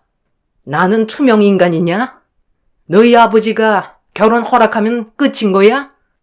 내 기준에 마음에 들지 않는다고 분명 얘기했는데도 너희들은 내 말을 듣지도 않은 채 결혼을 강행했잖아. 둘 다 내 속을 뒤집어 놓으니까 이런 문제가 생긴 거지. 도대체 당신이 원하는 며느리감은 뭔데요? 엄청난 재벌의 여자가 며느리로 들어와야 되는 거야? 당신 집안 수준도 생각을 해야지. 그리고 어느 누가 당신 같은 성격을 맞추면서 며느리 생활할 수 있을 것 같아? 나니까 이 정도 맞추면서 살았던 거라고. 당신 같은 인간은 어머니 대접해줄 필요도 없어. 그동안 참고 지내왔던 건 그래도 이 사람의 어머니라서 그런 거지. 남이었으면 국물도 없었어. 당신 내 얼굴에 상처 낸 거 뼈저리게 후회하게 될 거야. 아주 깜빵에서 썩어봐야 정신 차리지? 시모는 제 말이 끝나기가 무섭게 저에게 달려들었고 이판사판이라고 쑥대밭이 되어버린 마당에 더 이상 참지 않아도 된다고 판단한 저도 시모에게 달려들었어요. 피로 현장은 난리가 났고 경찰들이 뒤늦게 들어와 상황을 정리하고 나서야 모든 게 끝이 나게 되었습니다. 결국 시모의 잘못된 행동으로 인해 시동생과 동서는 파혼 얘기가 나왔는데 시부가 힘들게 식을 올린 만큼 파혼만큼은 안 된다면서 시모가 해야 될 사죄를 시부가 대신 동선의 가족분들께 구했어요. 시부의 간곡한 부탁과 시동생이 동서를 붙잡고 애원하면서 최대한 좋게 풀어가려 노력했고 동선의 가족분들은 생각할 시간이 필요하다는 답변을 주셨네요. 시부는 이성을 잃어 조금의 망설임도 없이 시모와의 이혼을 선택했어요. 그렇게 시부모님은 결국 오랜 결혼 생활 끝에 서로 남남이 되어버렸고 더 이상 법적으로 부부관계가 아니게 되자 동선의 가족분들도 어느 정도 마음이 가라앉았는지 시동생과의 결혼식을 파혼으로 끝내지 않고 그대로 혼인신고할 수 있게 진행시켰습니다. 그렇게 둘은 힘들게 법적인 부부로 이어지게 되었지만 결혼식에 있었던 일들은 평생 안 좋은 기억으로 남아버렸을 겁니다. 저는 시모를 상대로 법적 소송을 제기해 제가 받은 피해에 대해 위자료를 받아냈지만 그걸로는 상처받은 제 마음이 풀리지는 않았어요. 그래도 더 이상 고약한 시모의 얼굴을 안 봐도 돼서 그걸로 위안 삼으며 남편과 함께 서로 의지하며 지내오고 있었습니다. 그렇게 시모는 결국 혼자가 되어버렸고 아무도 찾지 않게 되자 시간이 지날수록 현실에 놓인 본인의 모습을 보고 과거의 행동에 대해 후회스러웠는지 뒤늦게서야 굽히고 들어왔어요. 하지만 이미 상처받을 대로 받았고 돌이킬 수 없을 정도로 먼 길을 와버렸기 때문에 시모를 받아줄 마음은 조금도 없었습니다. 시모가 벌인 충격적인 행동이 몇 년이 지난 것도 아니고 고작 몇 달이 지났다고 그때의 일들을 후회한다면서 술 먹고 저지른 본인의 행동에 대해 깊이 반성하고 있다며 애걸복걸했지만 그 말에 진심이 느껴지지 않았습니다. 저희 부부는 시모를 받아주지 않았고 동서내외도 예외 없었어요. 시모는 시부에게 다시는 술도 안 마시고 가족들과 잘 지낼 수 있게 노력해 보겠다고 했지만 역시나 내쳐지게 되었고 시모가 다시 들어올 공간은 남아있지 않았습니다. 박힌 돌을 빼내게 되니 이제야 숨통이 트였는데 시모가 다시 들어오게 된다면 저희 가족은 또다시 숨이 막힐 게 뻔했어요. 그리고 시동생이 동서와 파혼을 하지 않고 법적으로 부부가 될 수 있었던 건 시부의 결단력 때문에 동선의 부모님도 허락한 눈치였어요. 시부도 시모에게 질려버려서 조금의 감정도 없었기 때문에 절대로 합칠 일은 없을 거라고 확고한 의지를 보여주셨습니다. 시모가 애원을 해도 받아주지 않게 되자 마지막까지 발악을 하는 모습이 참 어이가 없었습니다. 얼마 전부터 몸이 좀 안 좋길래 병원에 다녀왔는데 나보고 위암이라고 그러더라. 소화가 좀 안 돼서 요 근래 스트레스 받는 일이 많다 보니까 대수롭지 않게 넘겼는데 갑자기 위암이라고 하니까 내가 얼마나 놀랬겠니? 나도 이렇게 당황스러운데 너희들도 많이 놀랐지? 과거에 했던 몹쓸 짓들에 대한 벌을 받고 있나 보다. 혼자가 되고 병까지 걸리니까 가족의 존재가 나한테 얼마나 소중한지 이제야 깨닫게 됐는데 많이 늦은 거니? 나한테 딱 한 번만 기회를 줄 순 없는 거야? 그동안 실망스러운 행동을 보인 거 나도 정말 많이 후회하고 있다. 너는 엄마가 이대로 암 때문에 병들어 죽었으면 좋겠니? 저보고 지금 위암이라는 말을 믿으라고요? 얼마 전까지 받아주지 않는다고 난리 쳐놓고 우리가 단호하게 나오니까 다른 방법을 구상한 건 아니고요? 위암이 그렇게 쉽게 걸리는 병인 줄 아세요? 그냥 저희랑 다시 시작하려고 거짓말하는 거 누가 모를 줄 알아요? 대화조차 하고 싶지 않으니까 그만 돌아가세요. 어머님이 위암이시면 진단 내역서 끊어와 보세요. 암에 걸린 분 치곤 혈색이 상당히 좋으신데요. 저도 이 사람과 같은 생각이에요. 저희랑 다시 시작하고 싶어서 찾아온 거 뻔히 알고 있으니까 이제 거짓말 그만하세요. 이런다고 달라지는 거 없어요. 나중에 위암이 아니라는 사실을 알게 된다면 더 큰 문제가 될 거라는 건 예상 못 하세요? 그러니까 뭐하러 그 난리를 쳐서 상황을 이렇게까지 악화시킨 거예요? 후회할 짓을 하지 않았다면 이렇게까지 심각해지진 않았겠죠. 그래, 나 위암 아니다. 이렇게라도 하면 너희들이 나에 대한 마음이 조금이라도 변할까봐 그런 건데 끝까지 매몰차게 행동할 거니? 내가 미안하다고 했잖아. 너는 엄마 얼굴 평생 안 볼 수 있어? 시간이 지날수록 엄마는 점점 더 늙어갈 테고 힘도 없어질 텐데 무시하면서 살아갈 수 있을 것 같니? 술 먹고 실수한 거라잖아. 그러니까 우리 좋게 풀자. 내가 전부 다 다시 제자리로 돌려놓을 테니까 너희들이 먼저 나를 좀 받아주면 안 되겠니? 시간이 필요한 건 알지만 앞으로 그건 내가 잘하면 되잖아. 꿈도 크시네요. 이 사람 머리채 잡고 도둑으로 몰고 물컵 던져서 얼굴에 피까지 쏟은 게 불과 몇 달 전이에요. 이 사람이 마음이 착하니까 위자료 받고 끝낸 거지.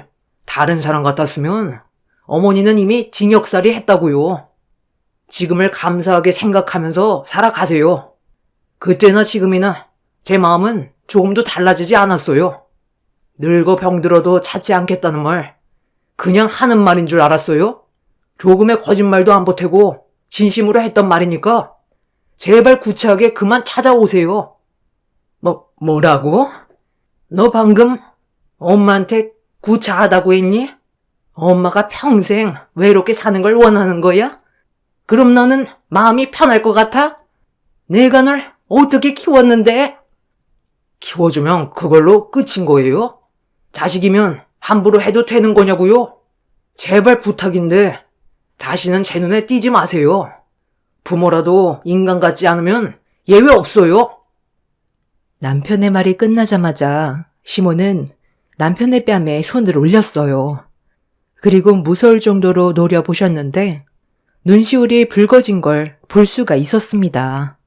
시모에게 상처되는 말을 거침없이 쏟아낸 남편도 마음이 편치 않다는 걸 알기 때문에 상황이 또다시 안 좋아지는 걸 원치 않았던 저는 다시는 찾아오지 말라며 현관문을 닫아버렸습니다. 그날 이후 시모는 더 이상 저희 집에 찾아오지 않았어요. 동선애한테도 가지 않았고 시부와도 만나지 않고 있지만 시모의 속을 알 수 없기 때문에 저희는 그냥 이런 상황을 지켜보고 있을 뿐이에요.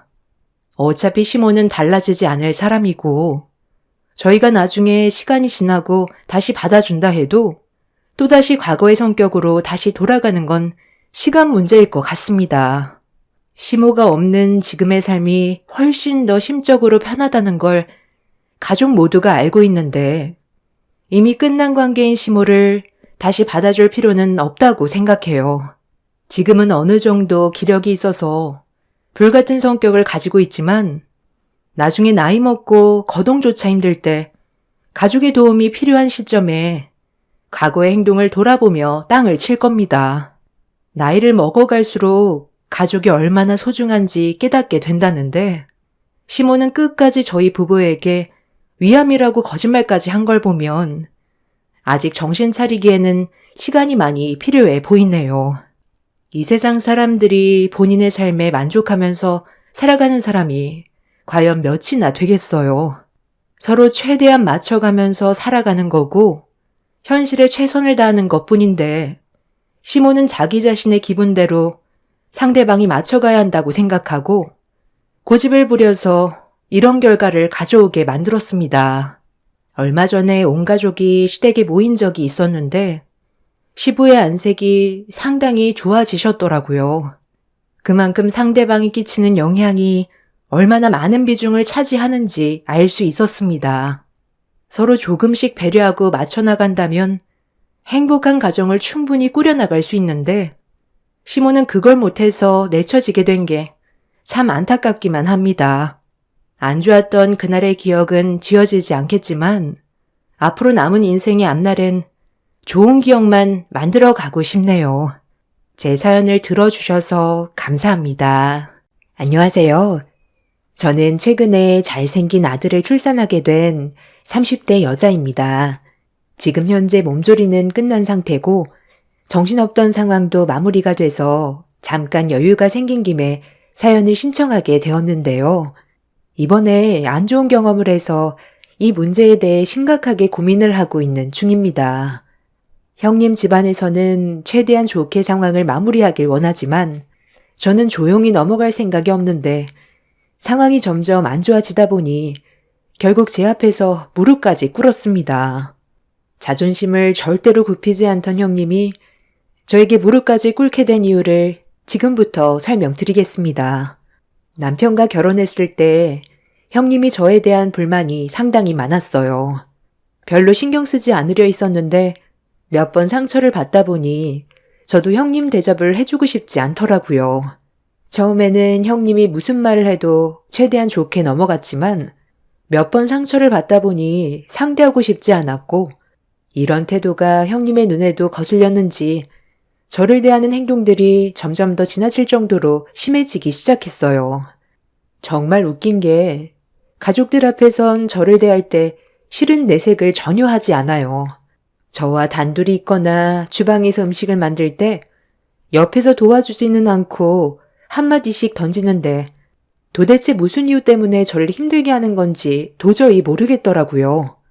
그래서 형님한테 저를 왜 싫어하냐고 물어봤는데 되돌아온 답변은 정말 어이가 없었습니다.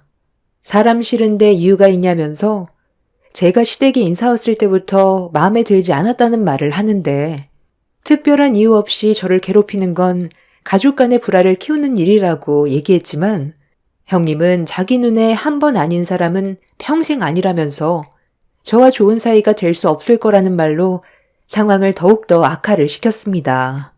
그 말을 들었을 때 더 이상 상대할 가치가 없다고 생각해 그때부터 아예 그냥 무시를 했어요. 저는 충분히 할 만큼 했다 생각했고 이 문제로 형님과는 가까워지고 싶은 마음도 없었어요. 형님이 저를 막대하는데 제가 형님한테 잘할 필요는 없다고 생각했었거든요. 그리고 형님과 둘만 있게 되는 자리는 최대한 피하면서 가족들과 함께 있었는데 이런 행동이 눈에 거슬렸는지 형님이 저를 따로 불렀습니다. 동서, 지금 나 무시해? 왜 내가 시키는 걸 하지 않는 거야? 이제는 아예 막 나가기로 작정한 거야? 한번 뒤집어 엎어봐야 정신 차리겠어? 형님이 시키는 게 부당하다고 생각해서 하지 않은 것뿐인데요. 왜 저한테 지시만 하고 형님은 아무것도 하지 않으려 해요? 한두 번도 아니고 모임 있을 때마다 저를 막 부려먹는 것 같은데 이거 정말 유치하다고 생각되지 않아요? 한두 살 먹은 나이도 아니고 저보다 손윗 사람이면서 이런 식으로 행동하는 거 정말 보기 안 좋네요. 형님 대접을 받고 싶으면 먼저 본이 되는 모습을 보여줘야죠. 형님이나 저나 별반 다르지 않잖아요? 뭐라고? 동서랑 내랑 별반 다르지 않다고? 정말 말 웃기게 하네. 지금까지 나를 같은 급으로 생각하고 있었던 거야? 식모딸 주제에 감히 우리 집안과 비교해? 식모딸이 어때서요? 형님 집안은 뭐 얼마나 대단하길래 저를 함부로 대하는데요? 저야 먹고 자고 싸는 건 별반 다르지 않잖아요. 좀 잘 산다고 해서 사람 함부로 대하지 마세요. 저는 형님과 좋은 관계를 만들어가고 싶지 얼굴 붉히면서 지내고 싶지 않아요. 굳이 얼굴 붉힐 필요 없는데 도대체 왜 이렇게까지 하세요? 제가 한마디도 안 지고 형님의 말을 받아치자 화가 머리끝까지 올라왔는지 목소리가 점점 높아지자 남편이 무슨 일 있냐고 방문을 두드리길래 더 이상의 대화는 의미가 없을 것 같아 방문을 열고 저 먼저 나왔는데 형님은 저를 끝까지 노려보면서 흥분을 가라앉히지 못했습니다.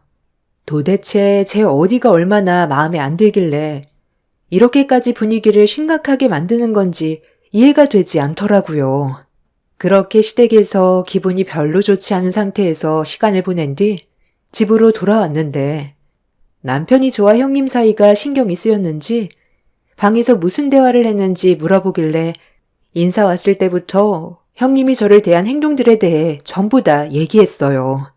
계속 참고 살아봤자 저에게 득이 되는 것도 없고 스트레스가 뱃속의 아이한테도 안 좋을 것 같아 전부 털어놨어요.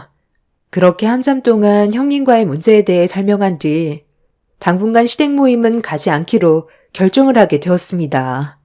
아무래도 임신한 제가 한동안 시댁에 가지 않게 되자 시모는 건강에 문제가 생긴 줄 알고 전화를 했어요. 그래서 솔직하게 어떤 상황인지 시모에게 설명해 주고 싶었지만 더 큰 문제를 만들고 싶지 않아 몸이 별로 좋지 않다고 대충 둘러댔습니다. 남편을 제외한 시댁 식구들은 형님과 저와의 관계가 틀어졌다는 걸 모르기 때문에 이 문제로 식구들을 신경 쓰이게 하고 싶지 않았어요. 그렇게 뱃속에 있는 아이가 안정권에 접어들 때까지 시댁에 가지 않고 집에만 있었어요. 보통 결혼하면 시모에게 시달린다는 말을 많이 들었는데 저 같은 경우 시모가 아닌 형님에게 시달려서 상당히 골치가 아팠어요. 집에 있는 동안 어떻게 하면 형님과의 관계를 좋게 풀어갈 수 있을지 많은 고민을 했는데 제가 계속 시댁을 가지 않고 집에만 있게 되자 형님한테 전화가 오게 되었네요. 안 받아도 무슨 일 때문에 전화를 했는지 대충은 알고 있었지만 혹시라도 다른 일로 전화를 했을까봐 어쩔 수 없이 받긴 했는데 제 예상을 조금도 벗어나지 않았습니다. 형님의 말을 듣고 있는데 정말 한숨밖에 안 나왔어요. 언제까지 집에만 박혀 있을 거야? 동서 때문에 내가 힘들어질 거라는 거 생각 안 해봤어? 적당히 쉬었으면 모임은 참석해야지. 나 임신했을 땐 쉬는 게 있었는지 알아? 어쩜 동서는 하나부터 열까지 마음에 드는 게 없냐? 이런 식으로 행동할 거면 전부 다 때려치워. 이번 주말에는 무조건 참석해. 아직 어머님 댁에 갈 생각 없어요. 형님 말 들을 이유 없고요. 어머님한테 아랫배에 통증이 반복적으로 일어난다고 하니까 최대한 푹 쉬고 안정권에 접어들었을 때 오라고 하셨거든요. 괜히 형님이 억지로 더 불러서 일 시켜 먹었다가 뱃속의 아이한테 조금이라도 문제가 생기면 책임질 수 있으세요? 일 조금 했다고 유산됐으면 나는 벌써 10번은 유산했겠다. 내 말에 토달지 말고 이번 주 주말에는 무조건 내려와서 일 좀 도와야 할 거야. 우리 그이 귀 빠진 날이거든. 아, 그것 때문에 그런 거예요?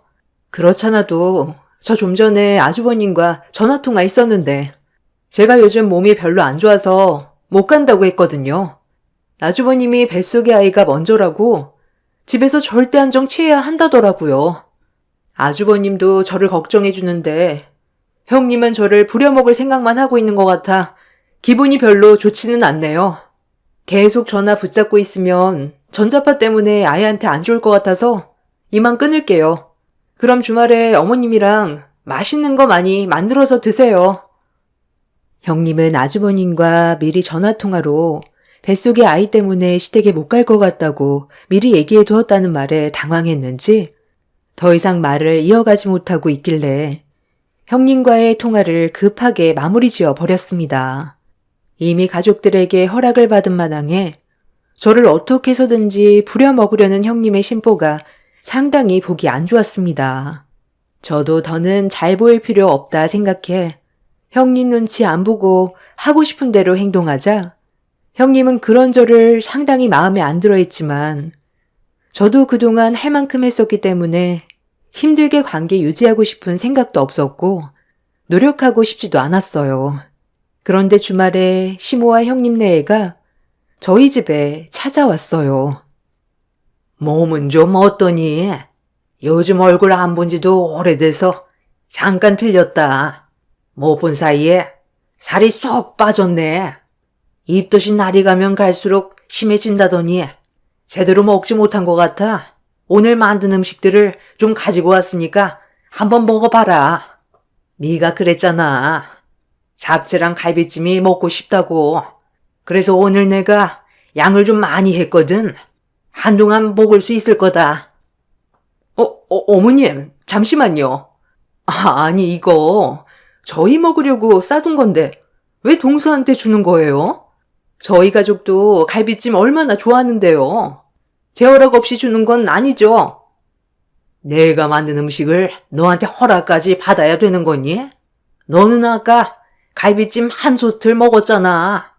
나는 아까 네가 갈비찜을 환장하면서 먹는 모습을 보고 돼지 한 마리가 집에 들어온 줄 알았다. 가족들도 생각해야지. 혼자만 배 터지게 먹고 입덧 때문에 고생하는 작은 며느리는 생각 안 나디? 지금은 입덧이 좀 괜찮은 것 같은데 이럴 때 먹지 못한 음식 입에 우겨 넣어야 되는 거야. 지금이 제일 많이 힘든 시기이긴 하지만 그래도 조금만 참으면 이것도 지나가니까 힘들어도 한 숟갈 떠보도록 하자. 예, 가서 갈비찜 좀 데우고 이거 잡채도 다시 좀 데워서 가지고 와라. 뱃속에 있는 아이가 아들이라서 이렇게 입덧이 심한가? 큰 며느리가 임신했을 땐 딸이었는데 입덧 한 번 안 했었거든. 내 느낌상 이건 분명 아들인 게 확실한 것 같다. 우리 집안에도 이제야 아들 손자 얼굴 볼 수 있나 보다. 어머님, 정말 너무하세요. 잡채까지 동수한테 주면 저희 가족은 뭐 먹으라는 거예요?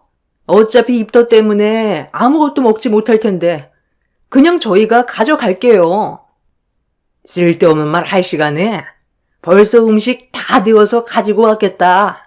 너 계속 불만 가질 거야? 시샘할 걸 시샘해.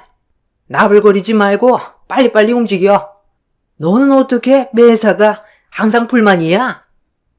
갑자기 찾아오신 시모 덕분에 입덧이 심해서 음식 하나 제대로 먹지 못하고 있었는데 그날은 처음으로 음식을 마음 놓고 먹을 수가 있었어요. 아주버님도 제가 갈비찜과 잡채를 먹는 거에 대해 조금의 불만도 없었고 아이가 우선이라며 제 몸을 먼저 걱정해줬는데 형님은 예상했던 대로 제 입에 들어가는 음식들을 아깝게 생각하고 있었습니다. 입덧하면 먹었던 음식 전부 다 토해낼 텐데 그렇게 되면 너무 아까운 거 아니냐고 음식을 먹고 있는 도중에도 계속해서 불만을 터뜨렸어요. 옆에서 묵묵히 듣고 있던 시모는 결국 형님한테 언성을 높이면서 화를 내자 이 모든 불화가 저 때문에 시작됐다고 형님도 시모의 말에 대들었어요. 제가 왜 이렇게까지 불만이 많은 줄 아세요? 어머님이 동서만 챙기고 있잖아요. 저는 딸만 둘이라서 차별하는 거예요? 그리고 왜 저런 급 떨어지는 식모딸을 저희 집 식구로 들인 건데요?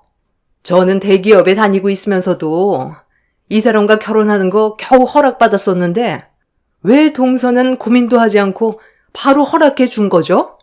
너무 불공평하잖아요. 거기에다가 동서 임신했다고 저 먹으라고 싸주신 줄 알았던 갈비찜에 잡채까지 전부 다 털어서 동서 주고 정말 너무하세요. 뭐가 너무하다는 거야? 너 첫 임신 때 이렇게 안 해줬니? 그리고 내가 언제 손녀딸 낳았다고 차별했다고 그래? 지금까지 한결같이 손녀들한테 사랑을 줬는데도 네가 나를 그런 식으로 생각하는 거잖아. 내 입에서 언제 너한테 아들 손자 낳아달라고 얘기한 적이 있어? 네가 그냥 아들을 낳지 못해서 자격지심에 그런 건 아니고 너는 첫째나 둘째나 입덧 한번 해봤니? 나는 아들 둘 낳으면서 입덧을 막 달 때까지 경험을 했던 터라 작은 애의 고충을 너무나도 잘 알기 때문에 그래서 조금이라도 도와주려 한 건데 이 정도로 불만을 가지면 앞으로 어떻게 얼굴을 보고 살아? 쓸데없이 집안 분위기 흐리지 말고 불만 가질 거면 너는 차이나 있어라. 아, 그래. 지금은 우리 어머니 말 듣는 게 좋겠어. 나도 요즘 어머니랑 같은 생각을 가지고 있었거든. 당신이 너무 예민해진 것 같은데 일단 화 좀 가라앉히게 차에 먼저 가 있어. 여기서 더 화내봤자 좋아질 거 하나 없어. 지수씨, 신경 쓰지 말고 일단 식기 전에 밥부터 먹어요. 이 사람이 요즘 많이 예민한가 봐요. 동서, 어머님 앞에서 왜 착한 척하고 그래? 원래 모습이 어떤지 가족들 앞에서 보여줘봐. 동서, 나랑 단둘이 있을 때 잡아먹을 듯이 엄청 대들잖아. 형수님, 계속 이럴 거예요? 아, 저희 엄마가 그만 좀 하라잖아요. 밥 먹을 땐 개도 안 건드린다는데 정말 너무하시네. 형, 상황도 안 좋아지기 전에 형수님이랑 그만 가줘. 이건 내가 알아서 나갈 거야. 나는 뭐 여기가 좋아서 얼굴 뒤밀고 들어왔는지 알아? 이딴 집구석에 며느리 될 생각 나도 없다고. 형님은 얼굴을 붉히면서 시모에게 대들었어요. 도대체 뭐가 문제인지 모르겠더라고요. 그냥 좋게 지내면 되는 거고 시모가 형님을 함부로 대한 것도 아닌데 왜 이렇게 불만이 많은 건지 이해가 되지 않았어요. 아주버님이 입덧하는 제 편을 들어줬다고 가족들 보는 앞에서 아주버님한테 막말을 쏟아내곤 집 밖으로 나가 버렸네요. 결국 형님 때문에 음식도 제대로 먹지 못했었는데 시모는 처음에 형님이 며느리로 들어왔을 때부터 마음에 들지 않았다며 보통 성격은 아닌 것 같아 고민을 했었지만 아주버님한테 진심인 것 같아 서로 잘 살길 바라는 마음에 허락을 해줬다고 설명을 하셨어요. 그런데 살면서 점점 더 형님의 개팍해지는 성격이 신경이 쓰였는데 제가 며느리로 들어온 이후부터 텃세 부리듯 저를 마음에 들어하지 않았던 형님은 저를 함부로 대했고 이 문제로 집안에 균열이 생기기 시작한 거였어요. 시모는 신경 쓰지 말라고 했지만 형님의 분노치가 점점 높아지는 모습이 저를 불안하게 만들었고 예상치 못한 일들이 벌어지게 될까봐 걱정을 할 수밖에 없었습니다. 그날 이후 한동안 조용했었는데 제 뱃속에서 자라고 있는 아이의 성별이 아들이라는 걸 알게 된 가족들은 저에게 더욱더 조심하라고 배려해 주었고 시모는 자주 저희 집에 오셔서 몸 관리에 신경을 써줬어요. 그리고 시댁 모임이 있을 때도 제가 배가 많이 부르게 되자 일손을 돕지 않고 쉬고만 있었는데 이런저를 마음에 들어하지 않았던 형님은 모두가 한자리에 모여 식사를 할 때 또다시 문제를 터뜨려 버렸네요. 입덧도 많이 줄었으니 지금부터 몸을 잘 관리해야 출산할 때 힘들지 않을 거야. 적당히 운동도 좀 해야 된다. 살만 찌면 아이 낳을 때 많이 힘들거든. 참나, 힘주면 그냥 나오는 거지.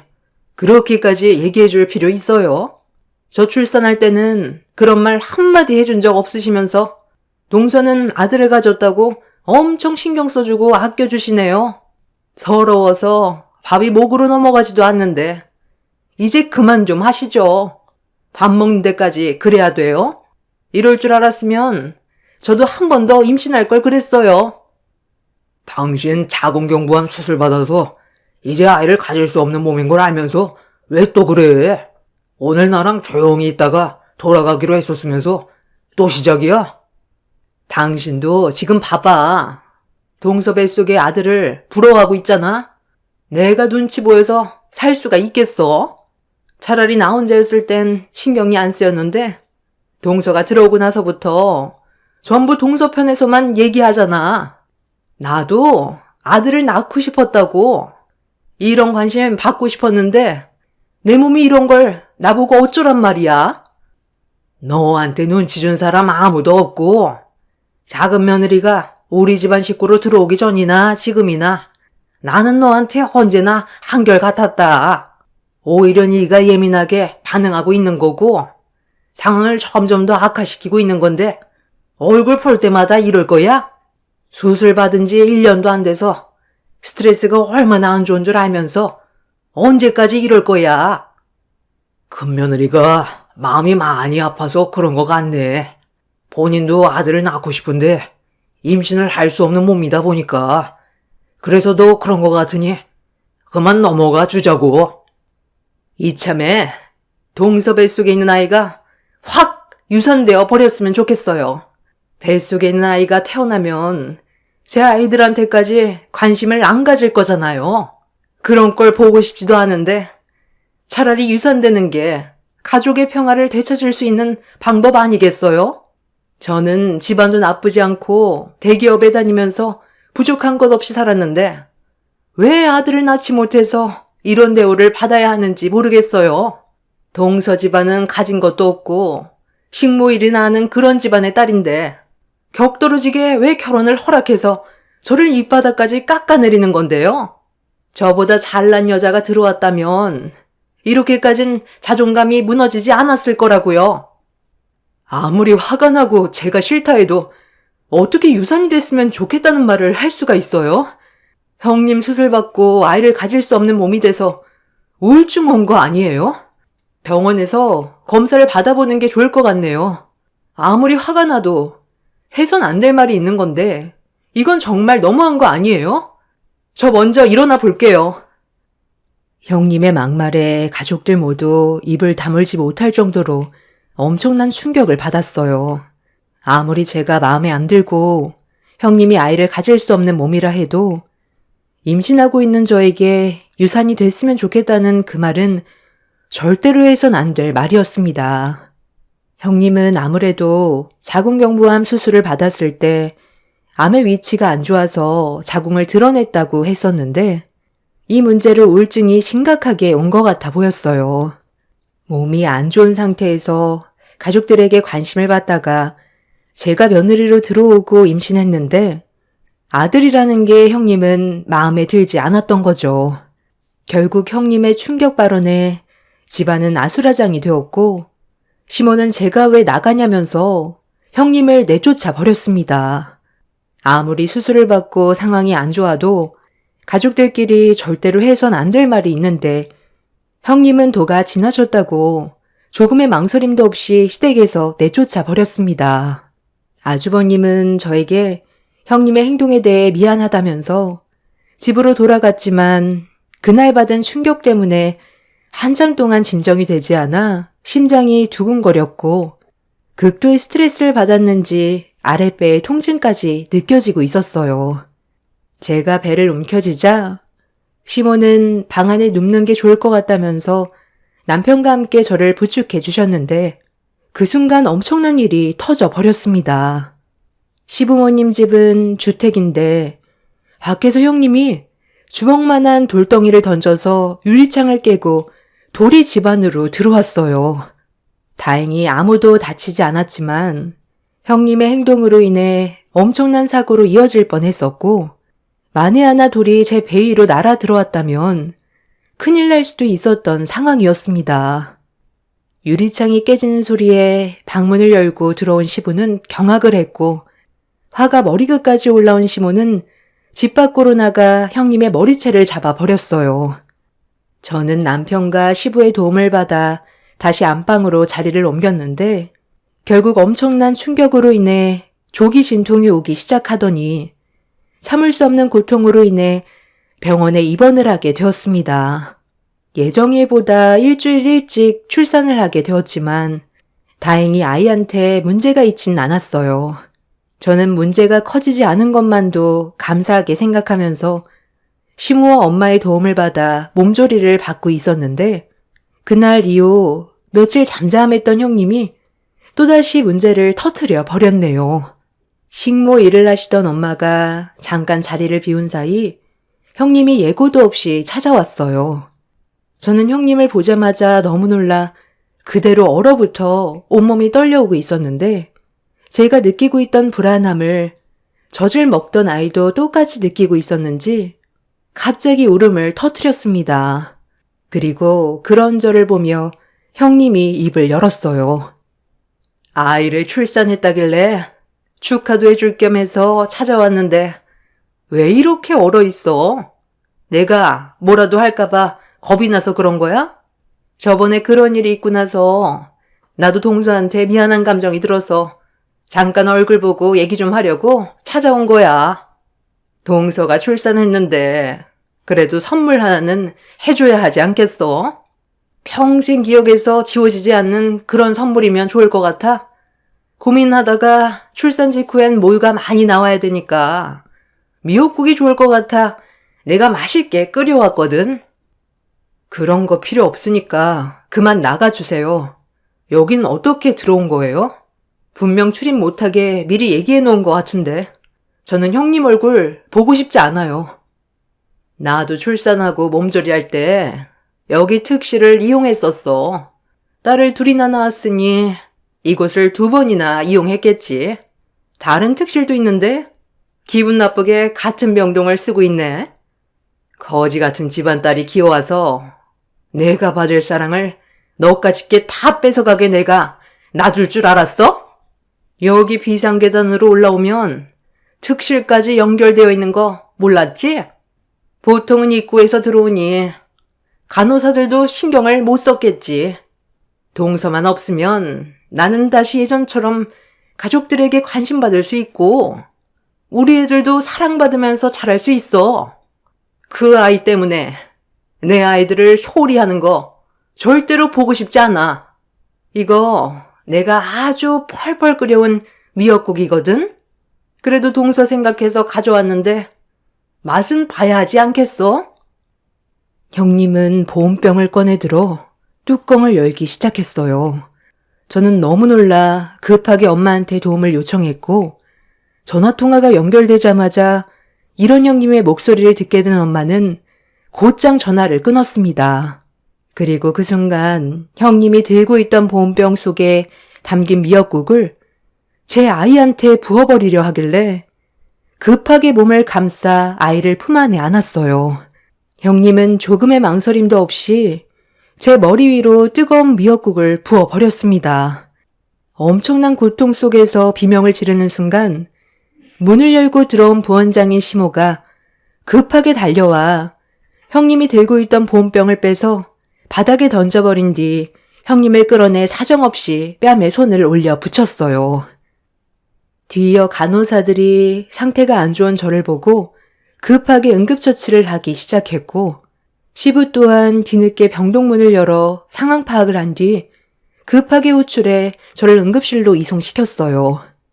다행히 아이는 무사했는지 다친 곳은 없다는 말을 시부를 통해 전달받긴 했지만 저는 형님이 부은 뜨거운 미역국 때문에 화상을 입어 한동안 병원에 입원을 해야 하는 상황에 놓여버리게 되었죠. 시모가 산부인과 부원장으로 계시다 보니 이 병원에서 형님도 출산을 했던 터라 동선을 다 파악하고 있었어요.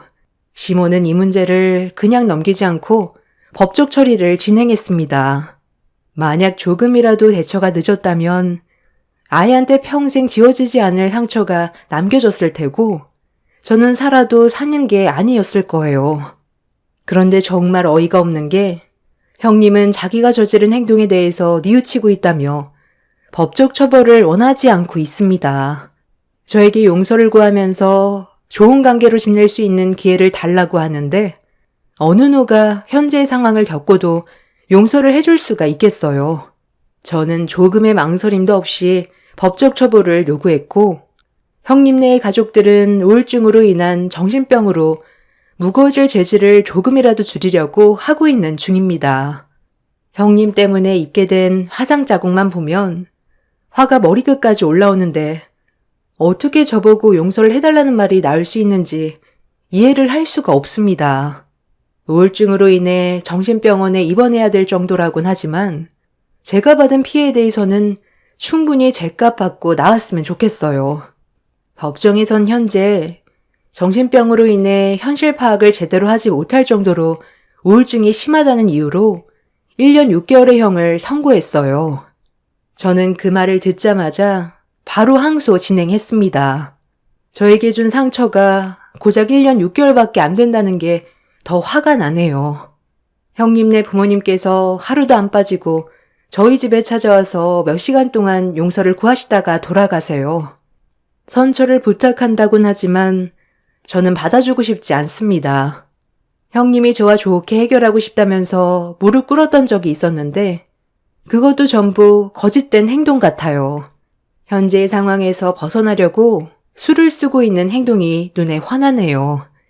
이 문제로 최근에 아주버님은 아이들한테까지 정신적으로 문제가 생기게 될까봐 형님과 끝내 이혼까지 한 상태입니다. 더는 저희 집안의 식구가 아니게 되었죠. 이번 일을 통해 제가 확실하게 느낀 건 사람의 본성은 절대로 변하지 않는다는 거예요. 형님의 악함은 죄를 뉘우쳤다는 말을 입 밖으로 뱉어도 절대로 변하지 않을 사람입니다.